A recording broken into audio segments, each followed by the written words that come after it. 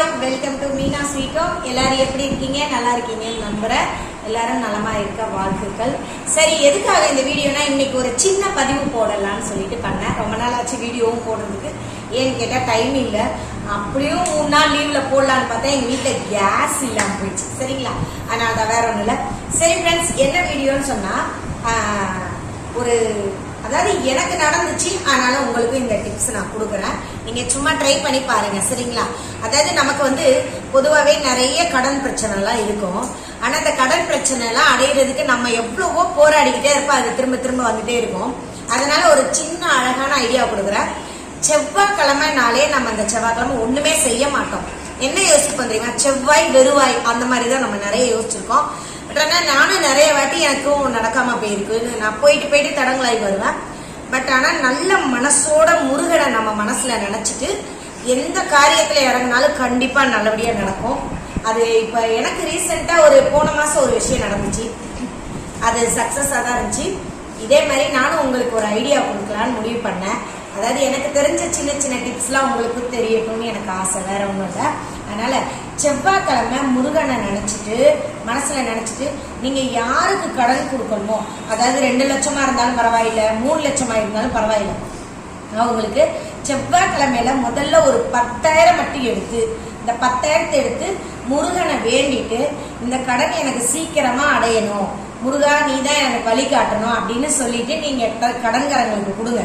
திட்டிக்கிட்டே கொடுக்க கூடாது.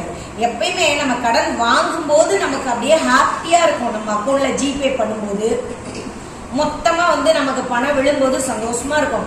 ஆனா நம்ம வட்டியோட கட்டுறோம் பாத்தீங்களா, ஐயோ இது வேற அவங்களுக்கு வட்டி கட்டுறோமே அப்படிலாம் யோசிக்க கூடாது. சரிங்களா? இந்த எப்பவுமே நம்ம வட்டி கட்டுறோம்னு யோசிக்க கூடாது. ஏன் கேளுங்க, நம்மளோட அர்ஜென்ட்டுக்கு தானே அவங்க கடன் கொடுத்தாங்க. சரிங்களா?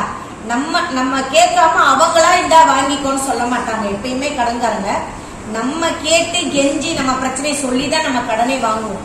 அதனால என்ன பண்றீங்க, அவங்க சீக்கிரமா அவங்க கடன் அடையணும் அப்படின்னு சொல்லிட்டு இந்த 10,000 போடுங்க. அவங்களுக்கு அக்கௌண்ட்ல போடுறீங்களோ கொடுக்குறீங்களோ, செவ்வாய்க்கிழமை நீங்க தொடங்குங்க. எந்த வேலையா இருந்தாலும் கண்டிப்பா உங்களுக்கு சீக்கிரம் அந்த கடன் முடிஞ்சிடும், சக்சஸ்ஃபுல்லா ஆயிடும்.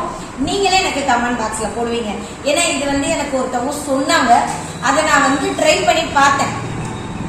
நான் ஏற்கனவே என்னோட வீடியோல பேசியிருக்கேன், உப்பு வெள்ளிக்கிழமை வாங்கணும்னு சொல்லி. நான் வாங்கிட்டு தான் இருக்கேன். நீங்களாம் வாங்குறீங்களா என்னன்னு தெரியல. ஃப்ரைடே ஈவினிங் 6ல இருந்து 8 மணிக்குள்ள வாங்கணும். சாரி, 7:45 வாங்கணும்.